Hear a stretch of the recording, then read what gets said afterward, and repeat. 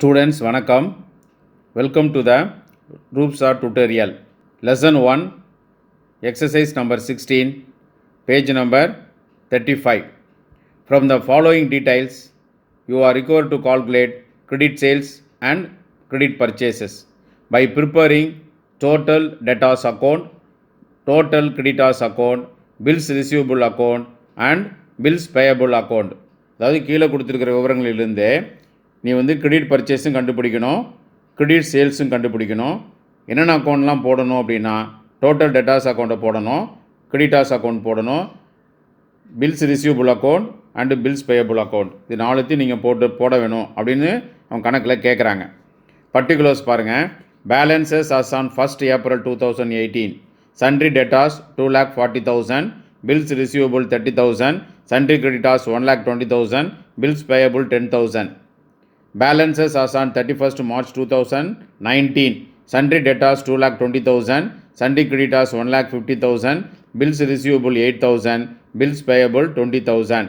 Other informations: cash received from debtors 6 lakhs, discount allowed to customers 25,000, cash paid to creditors 3,20,000, discount allowed by suppliers 10,000.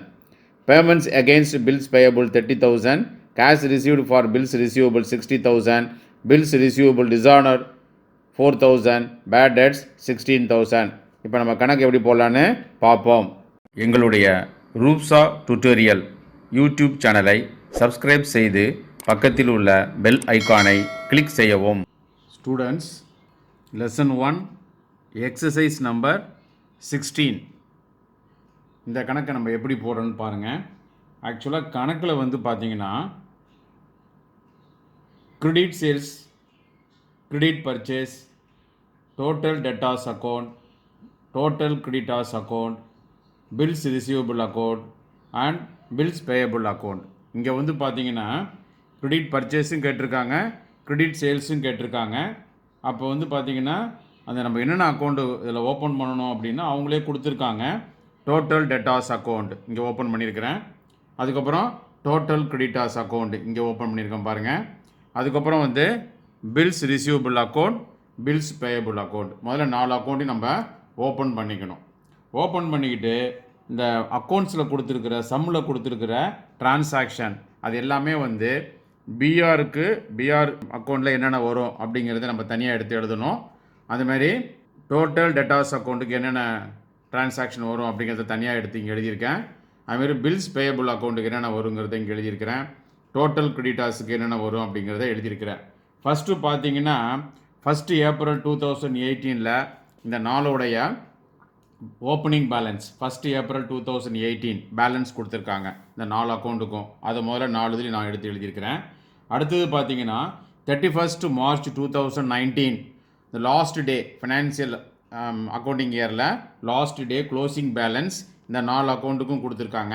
அது 4 நான் எழுதியிருக்கேன். அதுக்கப்புறம் additional informations அதை மட்டும் நம்ம இப்போ பார்ப்போம். எந்தெந்த அக்கௌண்ட்டுக்கு எது போவோம் அப்படிங்கிறத நான் சொல்கிறேன். இப்போ கவனிங்க. கேஷ் ரிசீவ்டு ஃப்ரம் டெட்டாஸ் அப்படின்னா என்ன அர்த்தம்? டோட்டல் டெட்டாஸ் அக்கௌண்ட்டில் நான் எழுதியிருக்கிறேன் அதை. அடுத்தது discount allowed to customers. Discount allowed to customers அப்படின்னாவே என்ன அர்த்தம்? நம்ம டெட்டாருக்கு டிஸ்கவுண்ட்டு கொடுத்துருக்குறோம் அப்படின்னு அர்த்தம். அதனால் என்ன அர்த்தம்? 25,000 rupees டோட்டல் டெட்டாஸ் அக்கௌண்ட்டில் இந்த இடத்துக்கிட்ட எழுதியிருக்கேன் நான்.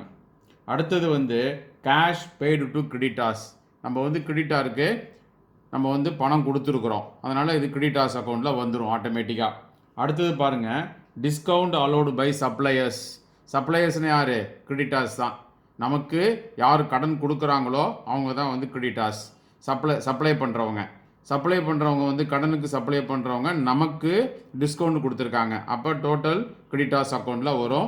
லாஸ்ட் டிரான்சாக்ஷனாக இங்கே எழுதியிருக்கிறேன். அடுத்தது பாருங்கள், பேமெண்ட்ஸ் எகெயின்ஸ்ட் பில்ஸ் பேயபிள் அப்படின்னா பில்ஸ் பேயபிள் அக்கௌண்ட்டில் ஆட்டோமேட்டிக்காக வருது. இந்த இடத்துல எழுதியிருக்கேன் பாருங்கள் 30,000. அடுத்தது cash received for bills receivable. Bills ரிசீவபிள்னு கொடுத்துருக்காங்க. ஆட்டோமேட்டிக்காக அது பிஆர் அக்கௌண்ட்டில் இங்கே மேலே எழுதியிருக்கிறேன். அடுத்தது பாருங்கள், பேட் டெட்ஸ். பேட் டெட்ஸ் அப்படின்னாவே வராத கடன். நம்மள்கிட்ட கடனுக்கு வாங்கிட்டு போனவன் அங்கேருந்து பணம் நமக்கு திரும்ப வராது அப்படின்னாவே என்ன அர்த்தம்? அது வந்து டெட்டாஸ். நம்மளுடைய டெட்டாஸ் வந்து நமக்கு நம்மள்ட்டேருந்து வாங்கின கடனை திருப்பி தரமாட்டான். அதனால் பேட் டெட்ஸ் வந்து டோட்டல் டெட்டாஸ் அக்கௌண்ட்டில் வரும். அதனால் இப்போ டிரான்சாக்ஷன் எல்லாம் இதில் எழுதியாச்சு. இதில் வந்து பார்த்தீங்கன்னா இந்த discount allowed to customers, discount allowed by suppliers, அதுக்கப்புறம் பேட் டெட்ஸ், இந்த 3 மட்டும்தான் எந்த இதில் வரணுங்கிறத கண்டுபிடிக்கணும். மீதி எல்லாமே வந்து பார்த்தீங்கன்னா debtors, creditors, bills payable, bills receivable அப்படிங்கிறத அவங்க க்ளீனாக கொடுத்துட்றாங்க. அதனால் அதை பற்றி நமக்கு பிரச்சனை இல்லை. இன்னொரு டிரான்சாக்ஷனை விட்டுட்டேன். Bills receivable dishonour. Bills receivable டிஸானர்னு என்ன? பில்ஸ் ரிசீவபிள் வந்து டிஸானர் ஆயிடுச்சு அப்படின்னா அது என்ன அர்த்தம்? மறுக்கப்பட்டது. அதனால் என்ன வரும்? இந்த பில்ஸ் டிஸானர் அப்படின்னாவே பில்ஸ் ரிசீவபிள் அக்கௌண்ட்லேயும் வரும், டோட்டல் டெட்டாஸ் அக்கௌண்ட்லேயும் வரும். அதனால் நான் இங்கேயும் எழுதியிருக்கிறேன், இங்கேயும் எழுதியிருக்கிறேன். 2 அக்கௌண்ட்லேயும் நம்ம அதை போட வேண்டும். இப்போ பாருங்கள், நம்ம இப்போ ஒவ்வொரு கணக்கு நம்ம எப்படி போடுறோங்கிறத இப்போ நம்ம பார்ப்போம். ஸ்டூடெண்ட்ஸ் இப்போ கவனிங்க. பில்ஸ் ரிசீவபிள் அக்கௌண்ட் அது இங்கே எழுதியிருக்கிற டிரான்சாக்ஷன்ஸ், அதை வந்து எப்படி இதில் நம்ம போட போகிறோம் அப்படிங்கிறத இப்போ நம்ம பார்ப்போம். 1 ஏப்ரல் பிஆர் 2018. பிஆர் அப்படின்னாவே கேஷை ரிசீவ் பண்ணக்கூடியது அப்படின்னு அர்த்தம். அப்போ கேஷ் வந்து வருது அப்படின்னா நம்மளுடைய சொத்துன்னு அர்த்தம். அசட்னா டெபிட் சைடு ஓப்பனிங் பேலன்ஸை எழுதணும். To balance B/D 30,000. அதுக்கப்புறம் பாருங்கள், கேஷ் ரிசீவ்டு ஃபார் பிஆர் அப்படின்னா என்ன அர்த்தம்? கேஷ் வந்து நம்ம ரிசீவ் பண்ணியிருக்கிறோம். What comes in? Cash account debtor to BR account.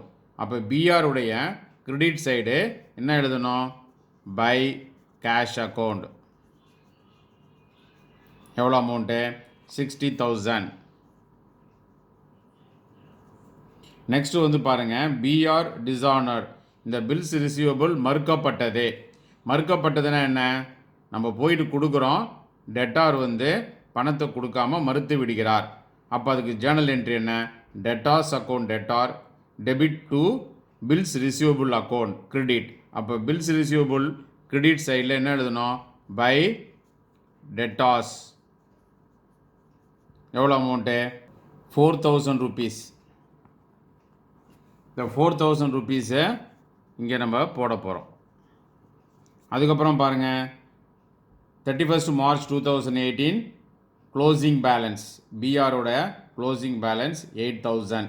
இங்கே ஓப்பனிங் பேலன்ஸ்னாவே opposite side credit side closing பேலன்ஸை நம்ம எழுத வேண்டும். C/D 8,000. மொத்தமே 4 டிரான்சாக்ஷன் தான். இது எந்த பக்கம் அதிகமாக இருக்குன்னு கூட்டணும். இதை ஃபஸ்ட்டு இந்த பக்கம் தான், கிரெடிட் சைடு தான். மொத்தம் 72 வருது, 72,000. இந்த பக்கம் 72 போடுங்க. இதிலிருந்து இதை கழிக்கணும், 42. இந்த 42 அப்படிங்கிறது என்னென்னா, மொத்தமாக நம்ம இது வரைக்கும் பிஆர் அந்த ஃபினான்சியல் இயரில் நம்ம பிஆர் வந்து நம்ம வந்து வாங்கியிருக்கிறோம், பெறப்பட்டது, ரிசீவ்டு டூரிங் த இயர்.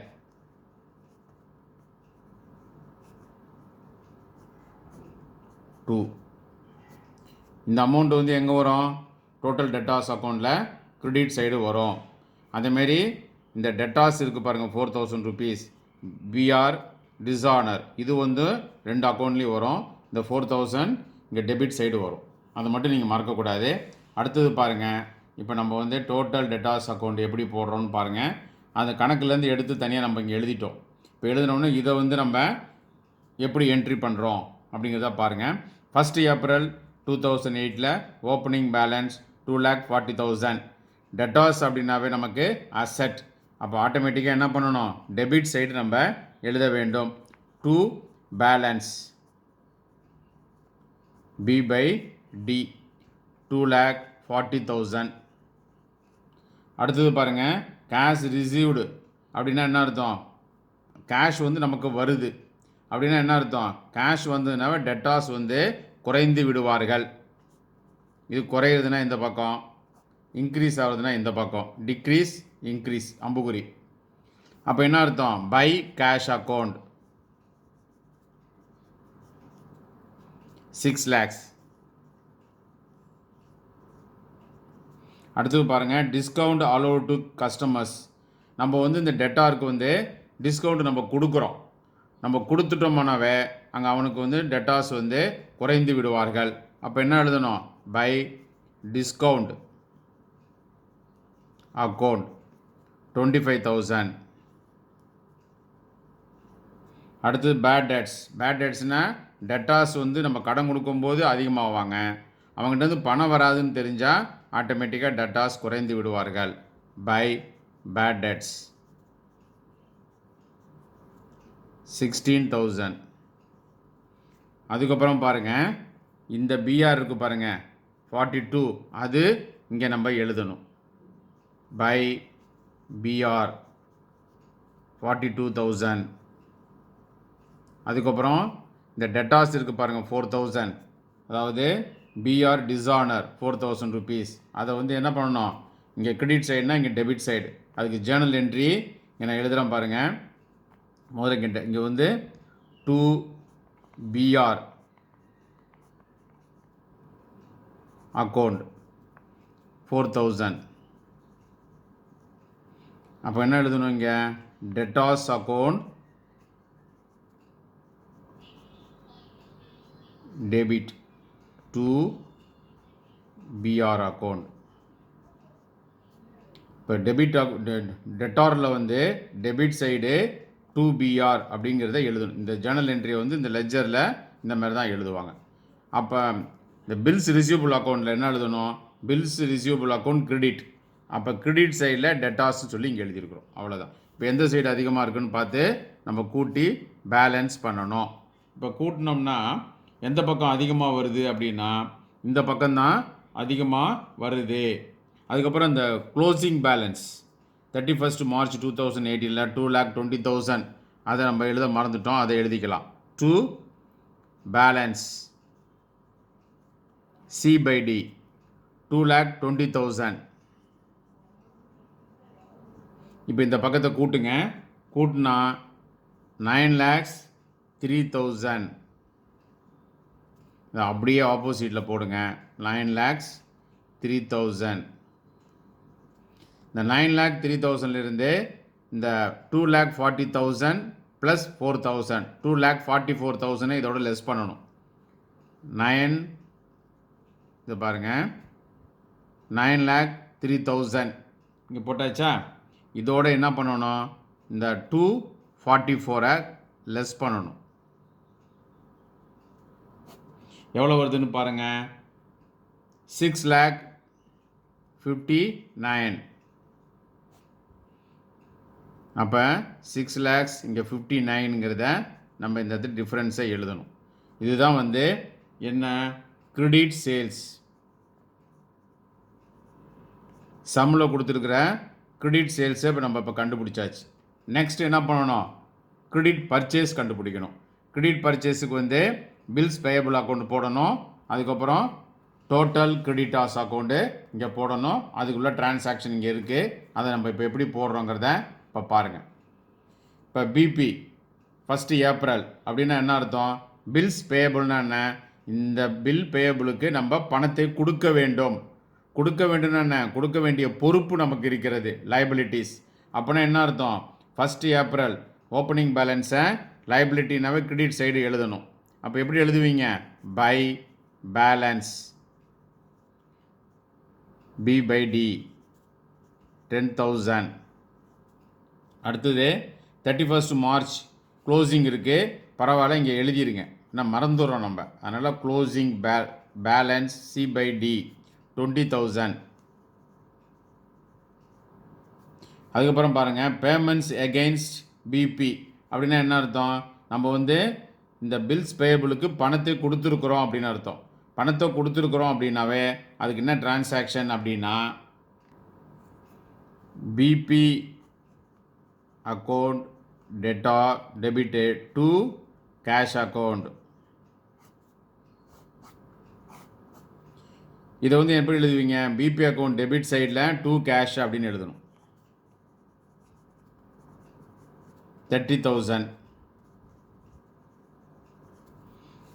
மொத்தம் வந்து 3 டிரான்சாக்ஷன் தான். இங்கே வந்து பிஆர் டிஸானர் கிடையாது, வேறு எதுவும் வராது.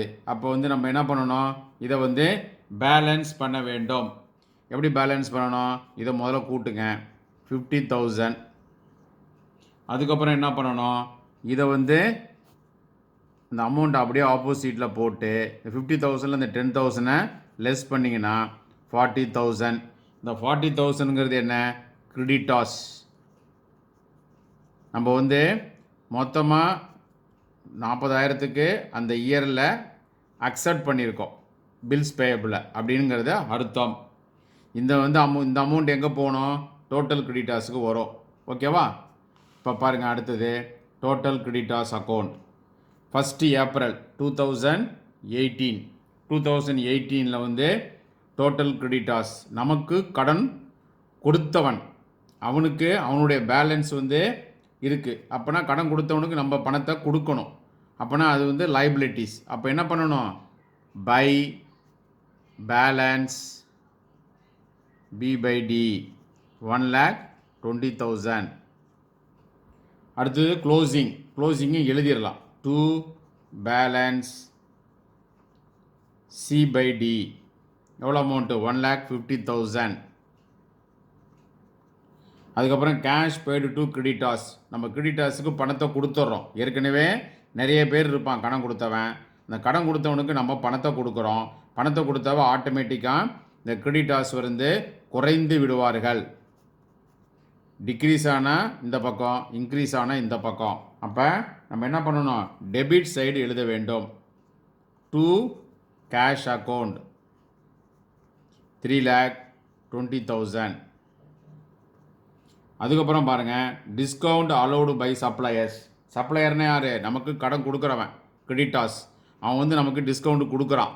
நமக்கு டிஸ்கவுண்ட் கொடுக்குறான் அப்படின்னாவே நமக்கு கிரெடிட்டாஸ் வந்து குறைந்து விடுவார்கள். அப்போ என்ன அர்த்தம், டு டிஸ்கவுண்ட் எவ்வளோ, 10,000. அதுக்கப்புறம் பாருங்கள், இந்த பில்ஸ் பேயபிள் இங்கே எழுதியிருக்கு பார்த்தீங்களா, இந்த 40,000, இந்த 40,000 தான் இங்கே வரும். To bills payable 40,000. இப்போ வந்து என்ன பண்ணணும், எந்த பக்கம் அதிகமாக இருக்குன்னு பார்த்து கூட்ட வேண்டும். இதை வந்து முதல்ல நம்ம கூட்டணும். 5,20,000 இந்த 4 அமௌண்ட்டையும் கூட்டிங்கன்னா, அதுக்கப்புறம் ஆப்போசிட்டில் நம்ம எழுத வேண்டும். இந்த 5,20,000லேருந்து இந்த 1,20,000 லெஸ் பண்ணிங்கன்னா மீதி 4 lakhs. இந்த 4 lakhsங்கிறது என்னன்னா கிரெடிட் பர்ச்சேஸ். இது கிரெடிட் பர்ச்சேஸ். இதில் நீங்கள் ஞாபகம் வச்சுக்கிறது என்னன்னாக்கா, இந்த பில்ஸ் பேயபிள் இருக்குது பார்த்தீங்களா, இதில் கண்டுபிடிக்கிறோம்ல இந்த டிஃப்ரென்ஸ் அமௌண்ட்டு, அது இந்த பக்கம் எழுதணும். இந்த அமௌண்ட்டு இந்த 40,000 எங்கேருந்து வந்தது அப்படின்னா உங்களுக்கு அது நான் உங்களுக்கு தெரியணும். அதனால் இந்த 40,000 அங்கேருந்து இங்கே வருது. அதே மாதிரி இந்த 42,000 இருக்குது பாருங்கள், இங்கே நம்ம ஏற்கனவே போட்டிருக்கோமா பில்ஸ் ரிசீவபிளில், இந்த 42 இங்கே வரும். எப்படி வருதுங்கிறத நீங்கள் தெரிஞ்சுக்கணும். இங்கே வருது, அதாவது பில்ஸ் ரிசீவபிள் நம்ம போடுறதே மொத்தமாக எவ்வளோ பிஆர் வந்து அந்த இயரில் வாங்கியிருக்கிறோம் அப்படிங்கிறது தான். அதை கண்டுபிடிச்சி இந்த 42,000 இங்கே வரும். அதே மாதிரி இங்கே கண்டுபிடிக்கிற அமௌண்ட்டு இங்கே நமக்கு வரும். இப்போ டோட்டலாக உங்களுக்கு டிஸ்பிளே பண்ணியிருக்கேன் பாருங்கள். பில்ஸ் ரிசீவபிள் அக்கௌண்ட்டு, அதுக்கப்புறம் total debtors account, bills payable account, total creditors account, credit sales இங்கே போட்டிருக்கு பாருங்கள். இதான் கிரெடிட் சேல்ஸ், இதை ஹைலைட் பண்ணி காமிக்கணும்.